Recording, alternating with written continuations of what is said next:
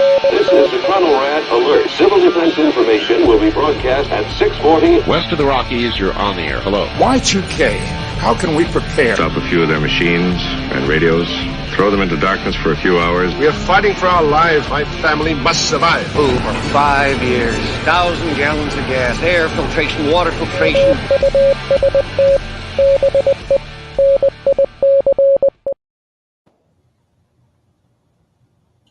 Coming at you try that again, coming at you from the frozen tundra that is East Central Alberta, Canada.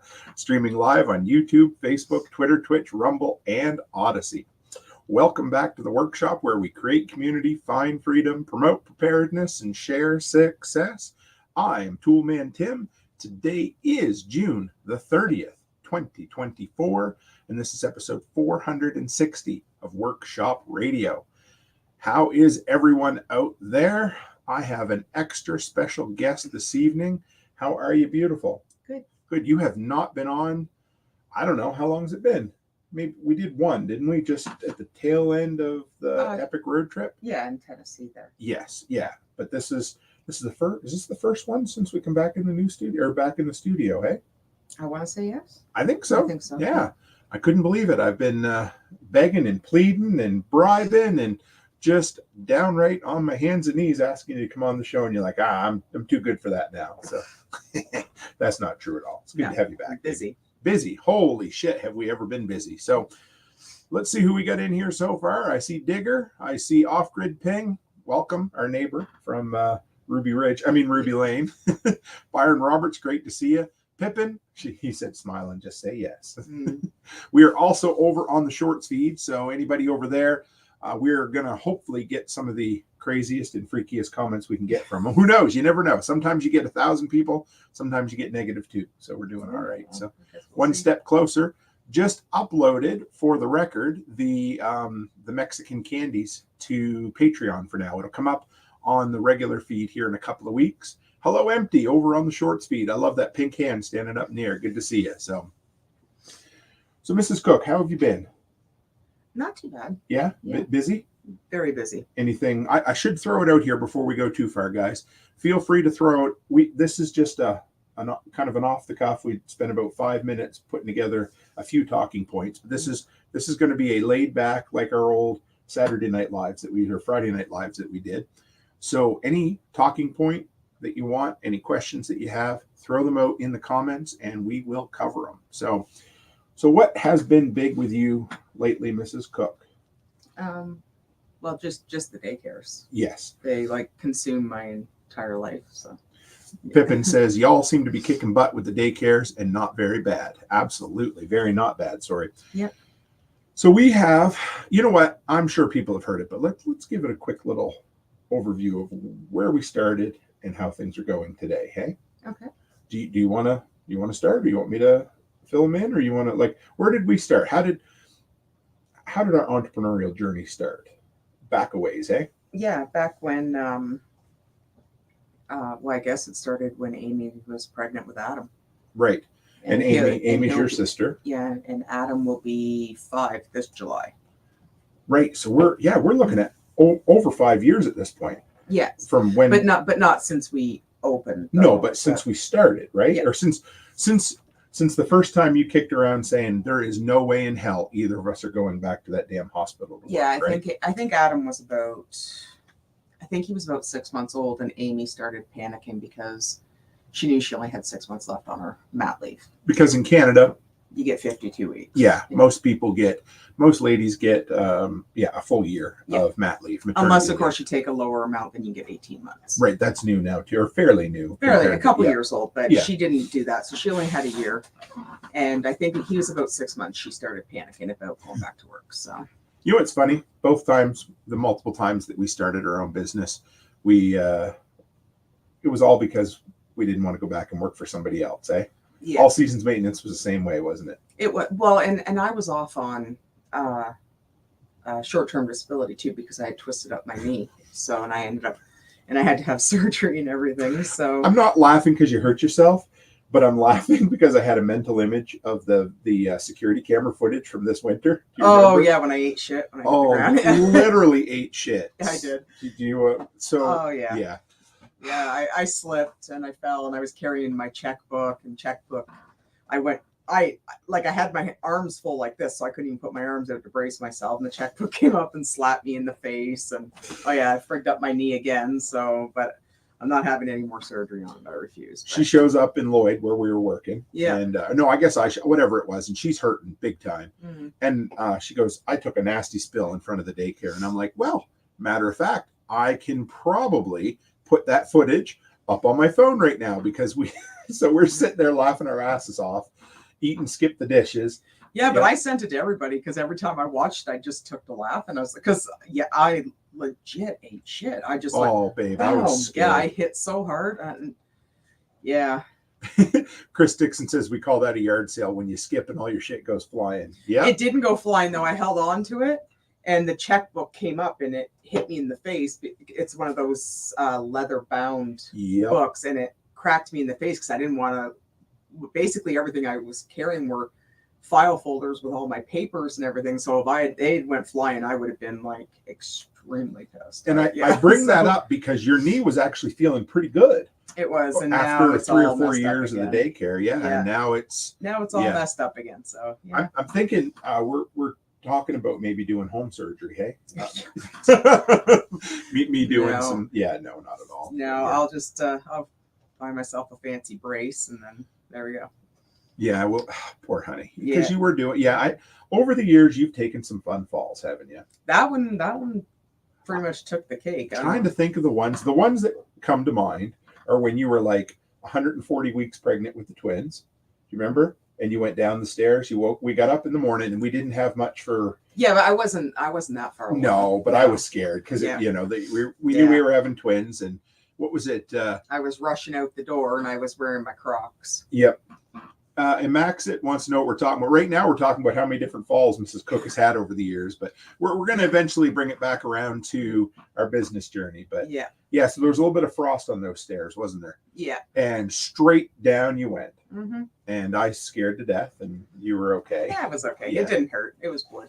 And then one time, you're getting out of the truck in the Walmart parking lot. Oh, I thought I broke my ankle. Yep. Yeah, that was. And I said, what did I say? I said, honey, be careful. It's slippery out there. And you go, yep, I know. And what happened? Oh, yeah. Ate shit again. Ate shit straight down. Yeah. So, but you're okay. Yeah. Yeah, you're good. Yeah. So back to the daycare. We opened it up. Things were quiet. They were quiet. Well, it's because we were stupid. We weren't really stupid about it, but hindsight, if I could go back in time, I would have held off a little bit longer because there was the talk.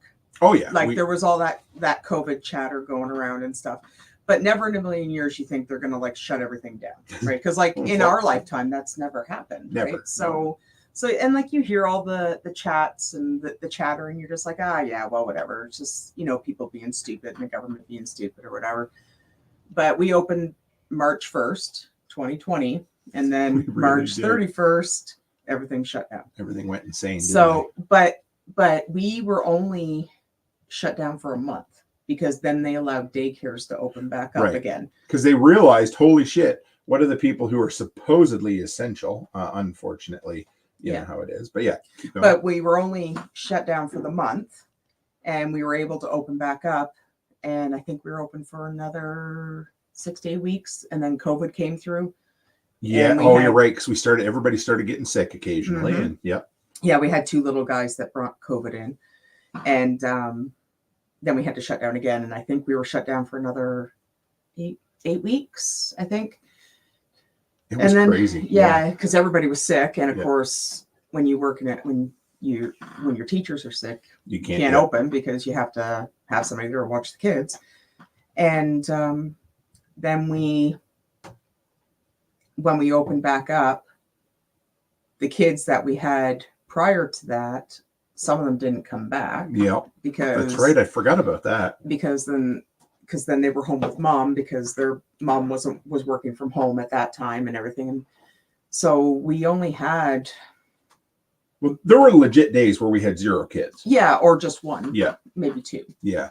And With then, a staff at that point of 4 or 5, right? yeah, but it was all family. I know it was all family. It was all family. But, So it's not like we had to pay anybody, right? well, some of them needed some money. We were doing our best, right? But we were doing our best, but like we weren't making any money. Oh no, and then we were certainly losing money. But we had the COVID money too, because we were able to claim because we weren't making. Yeah. So that was basically what got us through that. And then September things started picking up a little bit. But what I will say, what was good is we were smart enough, or not smart enough, but we kind of worked our way into a spot where we didn't have because, well, to be honest, this is the type of thing you look for. We rented from Amy's mother-in-law. Yeah, Kathy. And she told us that we didn't have to pay rent until the business started going along, because it was an unused space for her. I mean, it was she's like the sweetest lady in the entire world. Yeah. Right? Like, she's so sweet. And it was pretty cool to get to show her what we've turned it into the other night. It was really actually exciting to have her up there. I'm glad they came up, but and then Christmas time we decided we were going to have that's our infamous pizza party. Yeah. And then we were gonna and Amy and I were adamant we were going to shut it down because we were just done. You were discouraged. Well, that and like you just get beaten down, right? And then they introduced the affordability grants and all that, and that started in January. And then people started going back to work too. Yeah, that's what helped us when people started going back to work, because they realized that COVID is bullshit. Oh, absolutely. So, not saying the sickness is bullshit, but how they handled it was bullshit. Total and utter bullshit. Yeah, absolutely. it could have been dealt with a lot better than what it was. And then we started getting enrollment, and then things started picking up. Yeah, but it's still, I mean, so from there, Yeah. we built that one to how many employees, how many kids? Right now, I think we're sitting about 40 kids in Provost. Okay. Give or take. Depending on the day. Yeah. And there is 9 employees. Yes. And most of them are, well, they're still family. Like there's just Amy, Grace, and Linda and Kathy. Yeah. But they're we do have some employees who aren't family there. Oh, absolutely. Yeah, we do. And then of course the government implemented the space creation grant, which was basically a licensed open daycares. I mean, don't get me wrong. It's a lot of hoops, it's a lot of paperwork, and it's a lot of ass kissing. This woman right here is the absolute queen of filling out paperwork, filling out applications, and getting grants. It has been one thing after another. I think they just give it to me because they get tired of hearing from me. Absolutely. Well, that's what. Okay, so somebody asked me, or I don't know, maybe I mentioned it at Self-Reliance Festival, but I said your literal superpower is persistence. Oh yeah, I'm very persistent. I've never met someone who doesn't take no for an answer. Well, and that's like even for the space creation grant, they give you a lump sum up front, and then they give you the other payments based on quarterly reports. Right. And we're basically up, running, maxed. And they're telling me I can't get my last quarterly report until September. Right. So I messaged them and I said, I told him that wasn't acceptable. I always love when you say that. and I think he's used to be by now, because he did message back and he did say that he was expecting an email from me that basically said that. So he's going to talk to his manager and because I want that last quarterly report payment, because once that payment is finalized and then that grant is fully satisfied, right, then I can apply for another grant. Right. Because you're only allowed to have one at a time. Right. Off-grid ping says the squeaky wheel gets the grease. Now here's the deal. We could 100% expand the daycare tomorrow with our own funding, finances, and opportunity. But why? But if the government is going to give out some of our stolen tax dollars back to us, hell yeah, we're going to take it. And I don't have to pay it back. And there's no strings attached. The only you just have to follow the rules. really the only string attached to the grant is that you keep an operating daycare facility going. Exactly. You know? And you have to do what you're going to do with it. Like do what you say you're going to do with it. Right. Like, so like if they give you X amount of dollars for 80 spaces, right, you better open 80 spaces or you're going to get in trouble. And you want to believe we did, you know? So all that to being said, we had our very first joint staff meeting the other night. We did. And the fun part, and most of you guys have heard this part, but in the middle of all of it, we decided we got offered, you got offered a third daycare at, and we bought that one. So that one we actually took possession of January 1st this year, right? Was it? January, that's set. That's what we call Busy Bees South. So we got Busy Bees South, Busy Bees North, and Busy Bees Provost. Yep. We had the staff meeting, which was cool. So altogether, how many kids right now between the three locations? Between the three locations,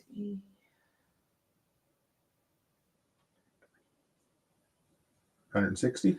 170. 170 kids, 45 employees. Yes.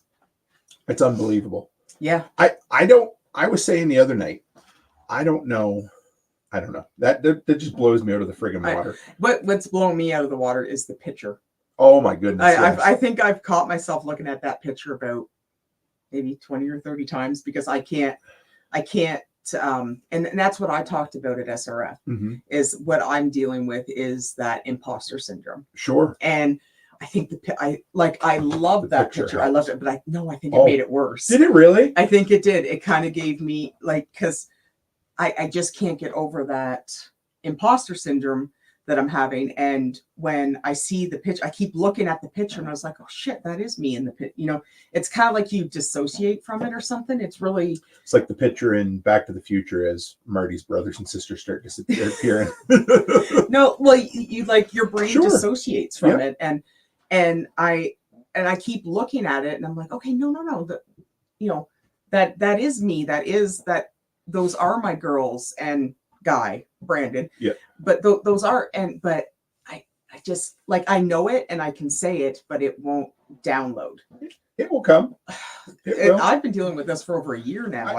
And the staff meeting and the picture have made it worse again. so I'm trying really hard but the imposter syndrome is really, really bad. One step closer, Jeremy says Becky needs a sorry jar, but instead of a swear jar. Every time you get down on yourself, or I'm gonna put in there every time you feel the imposter syndrome. Oh, geez. Put in $1. Oh yeah. Well, I think I'll be broke putting the money in there. Yep. And there's Gracie, our daughter. She works at the Provost location. She says I keep looking at it too because I was on my tippy toes trying to see over everybody.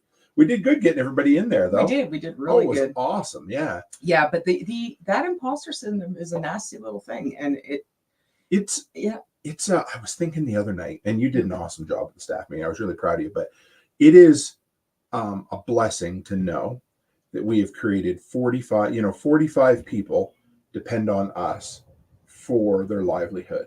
But that's also not a stressful thing. No, it's scary. It is. It's something you want to make sure that you, because I don't want to let them down. No, never.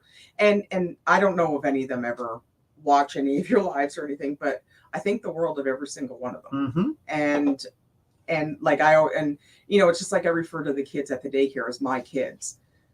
I refer to them as my girls because they're hardworking and they're caring and it has been a lot of road bumps, but they're great people and girls.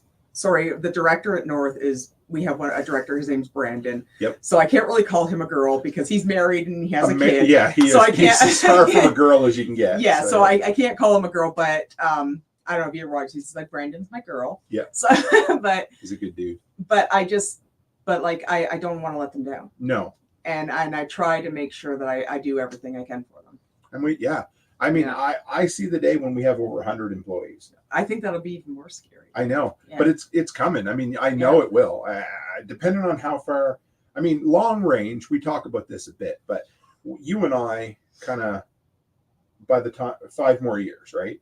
I'm hoping. I mean, it's not like we're walking away from it, but our plan is that our growth will be done by then so that you and I can travel and semi-retire. And I'm starting to do that now. Oh, I guess you are. Yeah. It's I much rather I much rather go to the center and hang out with the girls and, you know, go around and you know, talk to the kids or help them clean or I'd rather do stuff like that than what Tessa's doing. Right. Like, but So, I love the grant part of it and everything, but I don't like sitting at a computer all day. So talk about the importance in this instance of a Tessa and who Tessa is, why I talked you into hiring somebody, and how that has completely changed your life. Well, Tessa is, Tessa's, I don't know, I kind of consider her one of my best friends now because her and I, we talk all the time, but literally, but yeah, we do, but she's great. Her little guy has been with us for almost 3 years,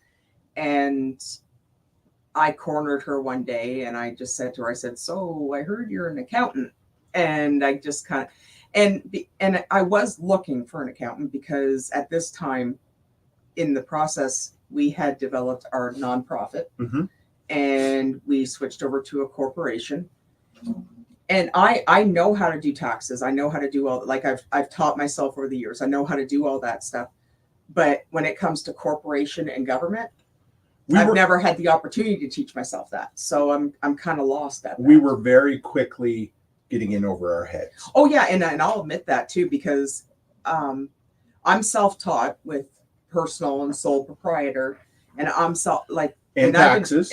I've been doing that. But when you get into corporation and GSTs and nonprofits, and I have no idea about any of that, and I don't know. And we'd have dug ourselves into a bad hole if we'd. Well, I think I would have found somebody. Oh, sure, but I mean, if we kept trying to do it ourselves. Oh no, and I haven't, and I didn't even attempt. No, but like if Tessa had said no, I would have probably maybe just hired an accountant for the year, or like just for that one time of the year to do our taxes. Yeah. But but by time I had talked to Tessa, I was at my maximum mentally. Oh, because you might even have been a little beyond it, poor thing. I don't mean that in a bad way, but it was true. And it was. And why was that? Well, because it's out of my comfort zone. It's not something I've never, like I've managed before. I've done office management. I've done all that. But when it comes to remittances and payroll, like when you work for companies, their HR department does all that. So you don't need to worry about any of that. But when it came down to all that kind of stuff, like I could do it, but I wasn't sure if I was doing it correctly. 100%, yeah. So, and we hit 10 employees, or roughly 10 at Provost, and that was about the limit that you could juggle. Yes, it is, because not only was I doing all the paperwork and everything like that, but then I was doing referee work, and I was doing interpersonal stuff, and I was just and parents and grants, and on top of all of that, we were looking to expand to another city. And then I was taking you all over the countryside to these events on top of it. And you're getting burnt out, weren't you? I was burnt out. And I know Amy tried to help as much as she could, but she'll be the first one to tell anybody she's not techie at all. Right. And I know that, like, and I would never put that type of a job on someone who's not a techie person. 100%. Right. Because it would just, like, I would just have to go behind and fix everything. Right. So it was just, but when Tessa said yes to taking the job, I like when the first couple weeks I just kept telling her, I'm like, you can run if you want, like I don't think she quite knew what she was getting into, but then she seen how much I had done, so I think she was a little bit okay with it. But then she was like, well, I need all your receipts, and then I started handing her receipts in manila envelopes. But the receipts were all crumpled up and they're all stuffed in there. And then I had freezer Ziploc bags with receipts stuffed in there, and I was just passing them all to her. So here you go. And she just kind of looked at me and I'm like, are you gonna run? and she's been with us since before Christmas. We hired her just as an accountant. Yes. And we really just hired her as an accountant for the first daycare for a minute. Yes. And then we decided to expand to another location, and then we bought a third location. And so you're like, hey, could you do all three? Yeah, but the thing is, she never looks at me and tells me I'm crazy. Never. She Never. is on. She actually sent me a link Sure yesterday about a new building in another city for opening another daycare. Right. So she's just as crazy as I am, and that's what makes it exciting because our crazies match. Right. So we're not totally. What B-Man J says here, your story motivated her, and I like a couple of things. Number one, the story's friggin' empowering. Yep. But number two, once people are around us for a little while, they realize, more so with you, that when you say something, you do it. And I think that helps a lot too, dealing with anybody, because like even Carrie, yep, my landlord in Lloyd, like when I say I'm going to do something, I do it. Right. Because I don't like it when people spit out what they're going to do, and then they don't have any intentions of doing it. They're just like, they think they're just doing what people want to hear. The realtor, for instance. Yeah. So I think he thought I was batshit crazy. Sure he did, because we went up one day. Actually, you and Amy went up first. Yeah. When we were first ready to expand. And I mean, we really, we had no business expanding. I mean, we did, but we were a tiny little daycare of, 9 or 10 employees in Provost. And we called up and we're like, hey, find us something with like, 2,500 square feet or 5,000. Yeah. We need something that is zoned for a daycare that we can turn into a daycare. And, the day I met with him, I got this vibe that he wasn't super interested.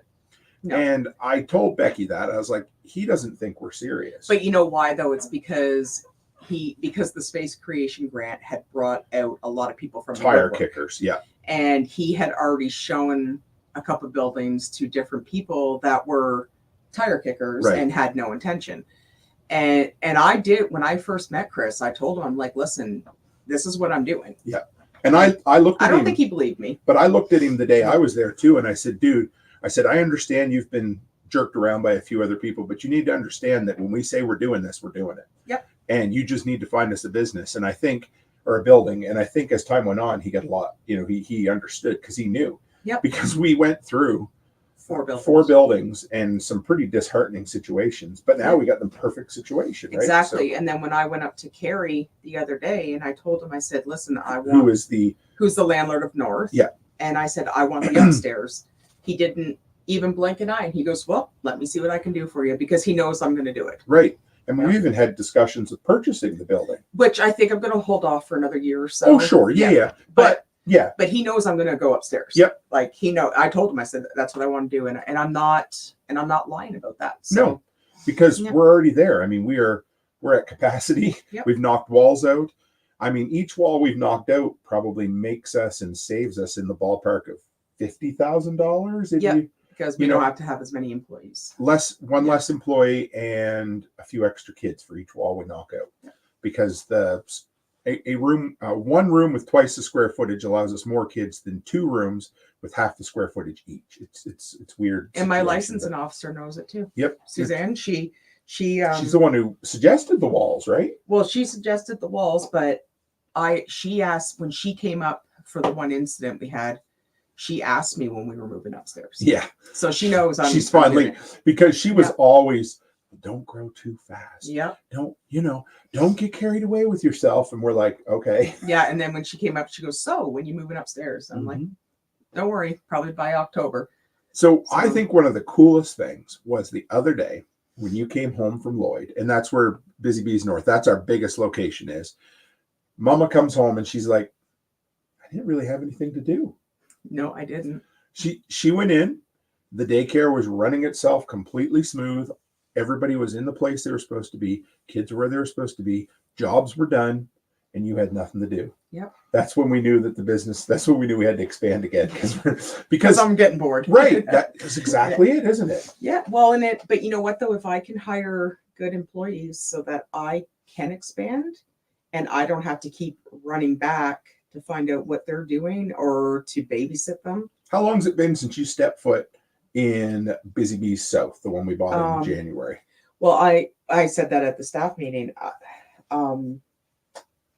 We went to Tennessee in March. Yep. And I was there about 4 days before we left for Tennessee. And I stopped by there last week.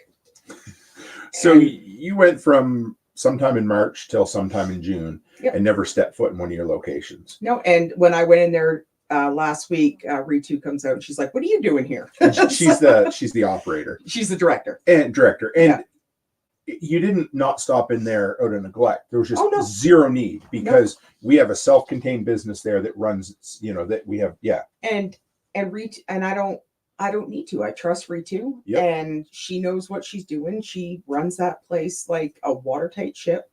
She knows what she's doing. And like, if she needed me, I would be there immediately. Oh, 100%. But I hear from her maybe once a week. Yep.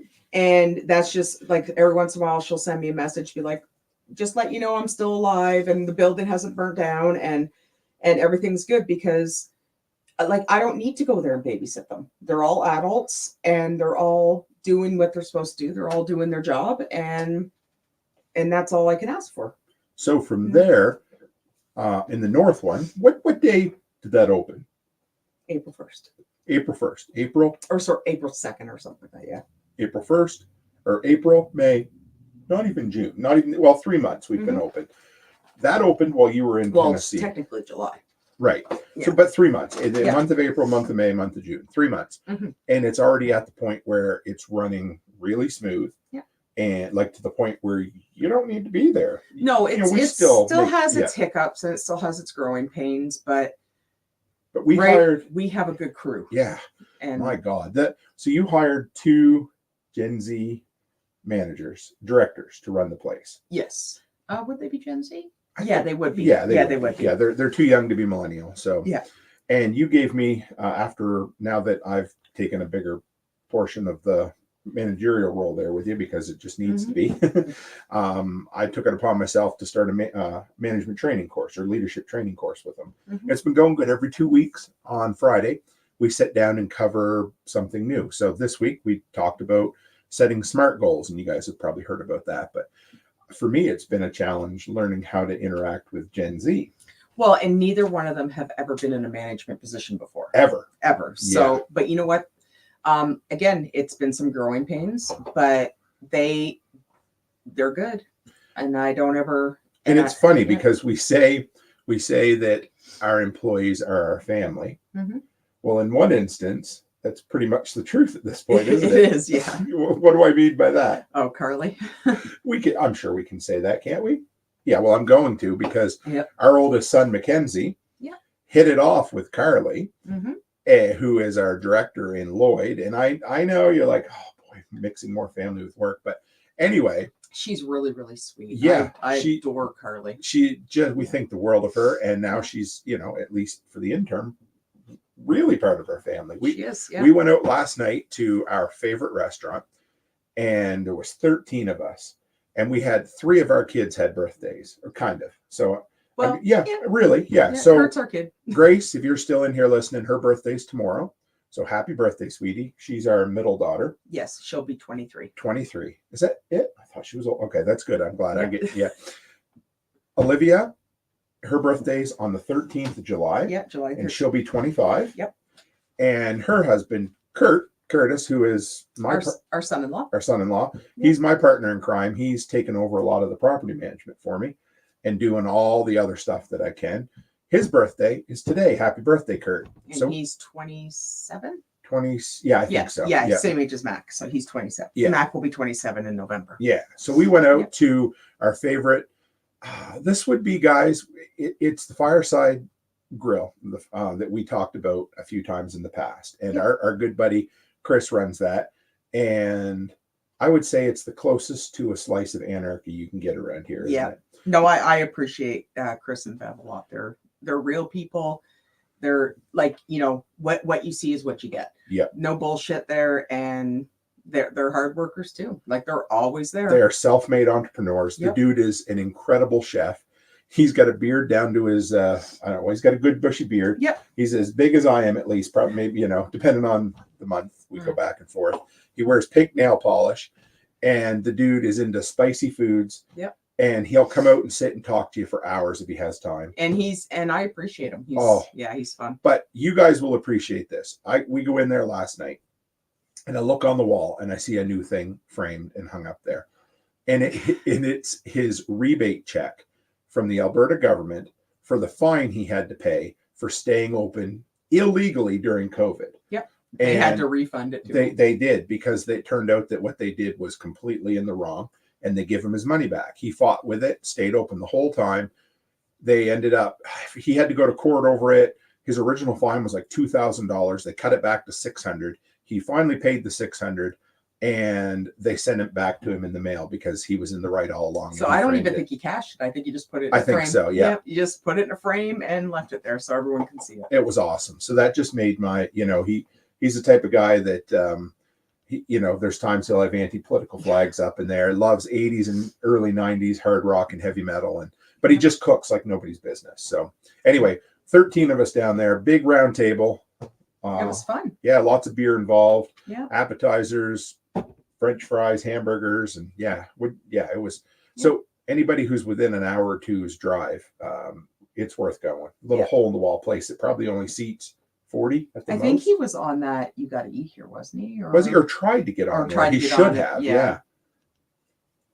His stuff was good, but so what do we got? What do we got coming up now, Mrs. Cook? So we're the daycare's been a hell of a time. We're kind of in flux because B-Man J actually we should look at these comments. I skipped over, but so B-Man asked if we're home now. We've been home for a bit, but I'm not sure which home's relative for us at this point because we spend almost as much time in hotels still as we do home. Oh yeah, but lately. we've been home this whole week. We spent the weekend in a hotel last weekend working on. Yeah, because we were renovating. Yeah, that was a good weekend. That was a hell of a time. But yes, we're home for right now.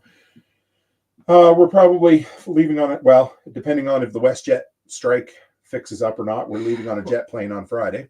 Saturday. We're supposed to fly out Saturday to Nova Scotia to see Tim's family. Yeah. So the plan is, if it goes well, and if because our airline that we fly with, and there's only really 2 airlines in Canada, our airline, the mechanics decide they need more money. Well, they should be paid more money because WestJet got a huge amount of money from the government. Oh, sure. As a bailout, which they seem to get like every couple of years, they need to pay their mechanics more money than their CEOs. And I agree with that. Because you definitely don't want your mechanics on strike in flights in the air. So as of right now, they've been canceling flights a day or 2 in advance. So we're going to decide by Wednesday. At the moment, it kind of looks pretty bad. It does. Well, and that's the thing, like we were saying earlier, it makes me nervous about us being able to get out there and then all of a sudden we can't get back, and it's not like we can just hop in a car and be home the next day because it's like a minimum 5-day drive. It's a 5-day drive. 6-hour flight or a 5-day drive. So just want to shout out to Mike's Homestead over on the vertical feed. Good to have you, Mike. So it's kind of nerve-wracking a little bit. I'm a little nerve-wracked about it, so it sucks because here's the thing. For this will be the 3rd summer in a row that our girls have gone out to see Nana and Papa. And that's what I'm worried about too, is them getting out there and them not being able to get back. Because we can't go out there and get stranded right now. We have too much on the go. So we have to make the choice. So here's how it's supposed to work. We're going out for a week. So we're flying out with the girls. Then after a week, they're staying another week with Mom and Dad while we fly back. And then at the end of the 2nd week, they're flying back with my sister and nephew. And they were supposed to come out here for their very first flight, their very first trip outside of Nova Scotia. We got to worry about them getting stranded out here. But where your sister works from home, she's got to be able to get home. She has her own day home, which is a like maximum 6-kid daycare. I think so. Yeah. But that's still nerve-wracking too, because like, what happens if she gets stranded out here? Right. Exactly. So I don't know. We're this whole thing is a bit of a. Yeah, we're just a little on not edge, but we're I'm on edge about it because there was I was reading some comments and there was a strike in January, and there was somebody got stranded for 5 days. Yeah, that doesn't seem like a long time, but that is a long time if you have to be back. And and of course, like, we're leaving the dogs and we have the house and the daycares and we can't be there for that long. When we were out of town for the staff meeting, our dogs all got out. We're still missing. They pushed one of the gates open that we didn't think they could push open, and one of our dogs has been missing. This will be 3 nights now. I know. I'm a little Miss Matilda, and we're kind of upset about it. So yeah, I think someone picked her up. we're hoping. I mean, she has a microchip in her, and she has a collar, both with our information. So I'm hoping maybe she lost her collar, and they're just waiting for the vet to open so that they can take her in and have her scanned for her chip. I don't know.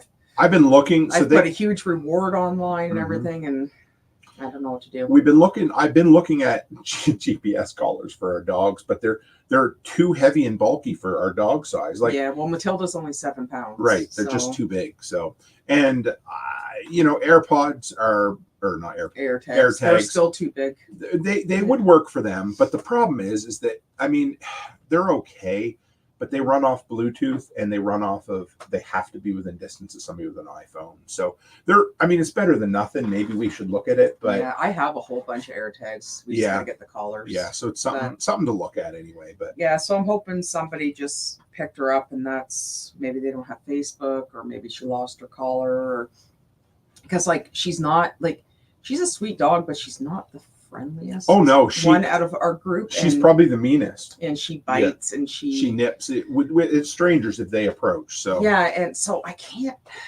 really see anybody picking her up and thinking, oh, this is a lovely dog, because I think she's going to bite their face. So she's a sweetheart. I love her. We're going to build a second. Gate. Like a second security gate or whatever. Like it's going to be step back. It's going to be taller with a heavier door, so it gives us redundancy, so the dogs can't get out, and more privacy to keep eyes out of our area and stuff. Yeah, it's just frustrating because I don't know where she is. No, we miss her. Much as we bitched about her being an annoying dog, because in a good way. Yeah, but I don't know. In our town, it's not that big. Nope. So I don't. That's why I'm thinking someone picked her up. Yeah, that's what we're hoping. So we're maybe an old person that doesn't have Facebook or something, and And that's why she has a collar. Yeah, I know. We'll figure it out. That's why I'm thinking maybe she lost her collar. Yeah.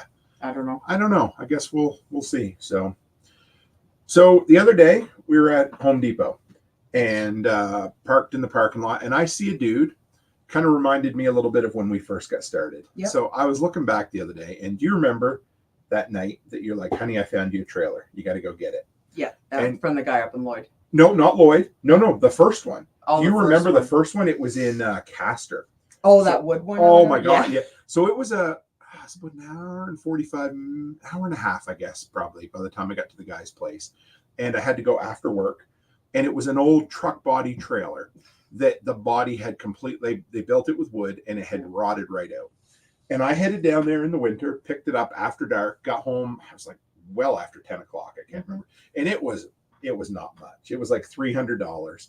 We could never really get it plated properly, but we just put a plate on it and called it good. So I rebuilt the thing from scratch, pulled everything off, ground the whole thing down, grinded, whatever the past tense of that is, give it a whole new paint job, all new wiring, all LED lights, a new receiver. By the time it was done, I probably spent as much as it would, but we just didn't have a lot of money, so I did it at piecemeal. And I remember thinking, afterwards, I was like, man, if I showed up with that, at least people know I'm trying, but it looked a little bit sketch, and that was fun, but it worked, right? It worked great. We used it for dump runs. So we're in Home Depot, and I get out of the truck, and I see this little homemade truck box cover, all made out of chipboard and plywood. And I noticed a solar panel on the top. And at first I did notice the solar panel. Yeah. And I was like, that's pretty ingenious. You can tell these dudes or the dude is trying to make good with what he's doing, just build with what he has. So I chatted with him for a minute, and we get talking for quite a while. And he's like, yeah, we're looking. Like, you could tell the guys were hungry for work. And I was like, okay, well, what do you, and so he gave me his flyer, and I said, yeah, I'll be in contact with you in a few days. We got a job we might want you to do. So then later on that day, I go into the store, into Home Depot for some supplies, and another guy in there strikes up a conversation with me. And he's like, were you talking to my uncle today? And I was like, yeah, I was. He goes, well, it's our business. I'm the nephew, he's the uncle, and we run this, for lack of a better term, handyman business. Reminded me just of what we were doing, And I said, yeah, and it meant the world to me because he remembered and he thought. And so anyway, we called them up and sent them over, got them set up. So we have the south location. The play area is dilapidated, right? Oh, yeah, it's really bad. Like horrible. We'll give you a quick little overview, but it's 2 levels. So you come out the back door, and you got a cement level with pavement, right? And then go back probably 10 feet, and it's about a 4 foot up, 3 feet maybe, give or take. Yeah, it's about a 3 foot rise. It's just a dirt hill. Yeah, but it's like it's not like a nice hill. It's like really steep. Really steep. Yeah. So, and it's supposed to be grass up top, but when you have 30, 40 kids in an area that big, that doesn't happen. We know that from Provost, right? Yeah. So first thing we needed was the whole play area to be washed down because there was mud everywhere. Yeah. So we hired them this weekend. They give us a price. We hired them this weekend to do that. And we rented them a pressure washer, and they came in and did all the work. And they just sent me 54 pictures before we went live. Yeah, I haven't seen them yet, but I'm sure it's a good job. Really proud of them. And then step number 2, they're going to dig out the dirt. They're going to put in a retaining wall and stairs. Yep. And then what that'll do is contain any more mud from coming down. So that's going to make it look nicer. It's going to make it safer. And then phase number 3, I guess, is we're going to level out the dirt. We're going to put sand down, and then we're going to put outdoor carpet like AstroTurf on top of it. Yep. And when we went over, the girls at the daycare, they didn't. Most of them knew me, but they didn't know the other guys. And they're like, "Who is that? What's going on?" And when I told them, they were so ecstatic, weren't they? Well, because in the winter, especially this winter, for the first 2.5 months, we did not have very cold days. Right. We had a little bit of snow, but it was just enough snow that we would get it, and then it would melt a little bit, and that backyard just turns into a mud pile. And the kids go out, and they're coming in, and they're just head to toe mud. And then the teachers have to explain to the parents why they're covered in mud. Why they're covered in mud, and then their snowsuits are getting stained, and and there's dry mud all over the floor, and it was becoming a headache. It sure was. And we ran into that in Provost. So what we did there was we built 2x6 decks on ground. The whole friggin' play area. The whole area. Except for that one area where you got to build the ramp. A ramp, yep. But on top of that, we built the entire thing into decks and then put indoor outdoor carpet on top of that. So that's what we're handling, because apparently I didn't know this, but apparently there's been a few parents asking about it because it's getting kind of dilapidated. Oh yeah, it's getting really bad. And they were so excited. And like I told them, it's going to take a couple of weeks, but it's going to get done. Yeah. Well, maybe even more than a couple of weeks, right? Well, yeah, because they can only do it on the weekends. Yeah. Because like you can't do that kind of stuff with all kinds of kids around. Right? No, you can't. So they're coming in. It's a pretty cool multi-phase project, and we kind of wanted, like, as much as I was excited to support these guys, I wanted to make sure they did the work. So I'm like, let's break it up into 3 stages and see how they do with the first one. Yeah. And then we'll let them do number 2, and they're the type of guys that they're just like I was when I started. They're going to go in there. There's going to be no skid steer or anything. They're going to do all the work by hand with shovels. And that's exactly how I started too. Yeah, they are. But I don't care. Like, to me, that just makes me, I love seeing that. And that's what's kind of cool when you have a big business like this, is you can extend or expand your labor by being able to, to spend, so that I don't know how to put it, but the economy, right? So that's value for value exchange, right? And when you either can spend your time or spend your money. And at this point, now that we have the business up and running, it's nice to be able to spend money to expand our time, right? Because we wanted to do. Sorry, go ahead. No, we were going to do it, but it just never would have happened. No, not even a bit. And kids are supposed to get muddy, but this is excessive. Yeah, and Patrick says kids get muddy when the dirt gets wet. It's okay for them. Absolutely. And I'm a firm believer that kids need to play in the mud and stuff. But the problem is that it gets to the point where it like I said, it's very excessive. And it's not just mud at that point. It's them coming in to the center, right, and smearing mud all down the walls and all over the lockers and all over the floor. And then because they have to walk down a hallway to get to their lockers, a narrow hallway, but then they're hitting everybody else's belongings along the way, because when you get a group of 14 to 16 2-year-olds that are covered head to toe with mud, they have no regard for anybody else's personal belongings. None. So it was just becoming excessive. Oh, and the amount of labor that the women, it's just horrible. We just can't do it. Yeah, no, and it was awful. Like we even had, like they would run into one of them went into the staff bathroom and it was smeared all over the door, all over the door frame, the floor. It's such a mess. Oh my God. Yeah. So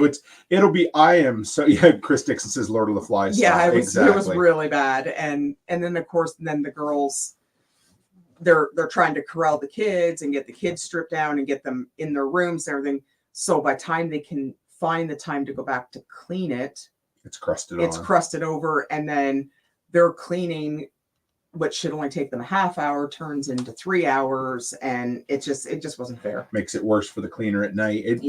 So we're pretty stoked, and it's going to be so nice. We've upgraded some of the equipment. One thing that we've discovered is that there's really no reason to have fixed equipment in any of the daycares. No, it puts our insurance right through the roof. Through the roof. As soon as you affix a single item to the ground, that becomes a stationary playground instead of a play area. And then your insurance triples. Yeah. So we have discovered very quickly that everything we buy is like, what step 2, step 3 stuff? Yeah. Or what's the other one? Little Tykes. Little Tykes, yeah. And that works great, and it's safer because, as we know, even that stuff, kids can fall off of and break their arm like it happened. So yeah, and I do have to get at South, once everything's done, I'm going to get them one of those big, like the low to the ground Little Tykes climbers that the other two centers have, but I didn't want to get them any larger toys like that because it's just more stuff for everybody to move around. So I was kind of waiting until it was done. But it's going to look good. I'm pretty excited. I know they trimmed the tree out there today too, and it just, it was a place that it was an existing business with a former owner who had just lost all interest in it whatsoever. Yeah, and a lot of things just neglected. Things were neglected. There was no money spent on the upkeep at all over the last few years. Nothing. And, we inherited a pretty decent staff. We actually inherited an incredible staff who was just disillusioned with somebody who didn't treat them very well. And now they're all of a sudden, when they start getting treated properly and they see people are, holy shit, you're willing to spend money to make this a nice place. Well, it blows them out of the water. Yeah.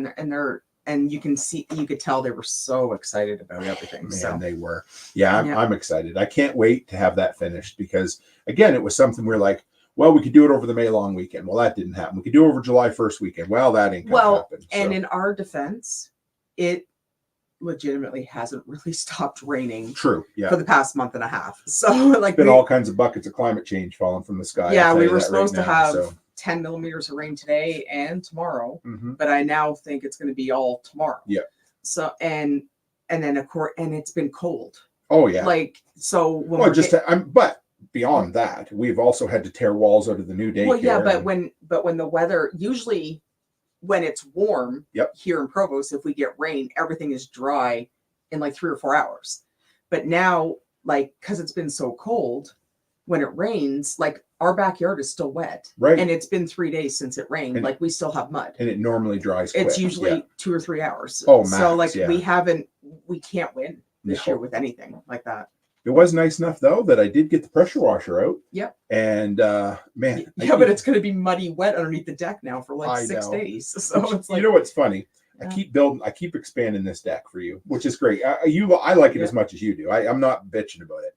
But I just realized this year when I got that pressure washer out, how much square footage of deck and stairs and everything that I had to pressure wash. There was a lot. Yep. But man, it turned out good. You actually, I might get Curtis next weekend to go down to the daycare here in Provost and pressure wash everything. I know all the toys need to be washed. That would be nice. Yeah. Absolutely.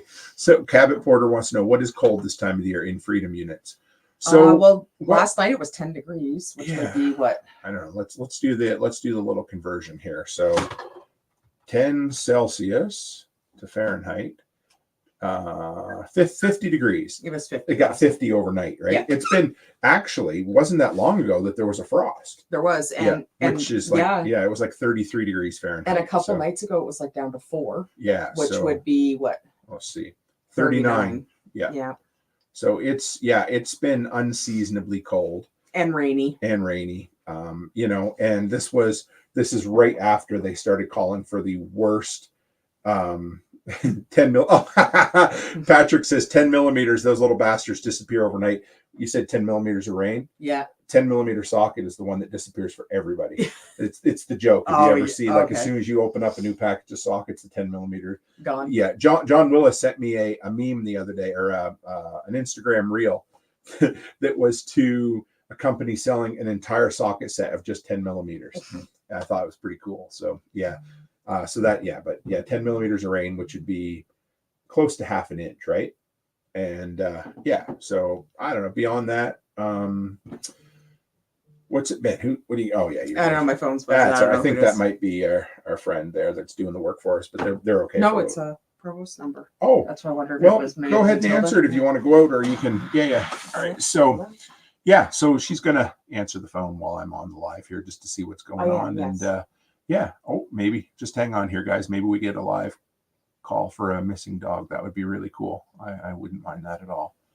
But so if anybody's got any questions or anything you want to throw out there while we're doing this, this was not planned at all, but here we are. I don't know where the United Church is. Hang on just one second. Okay. Yep.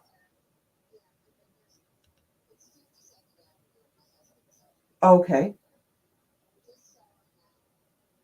Oh, a little. Oh, maybe we are, guys. This is crazy. Sorry about this. Yes.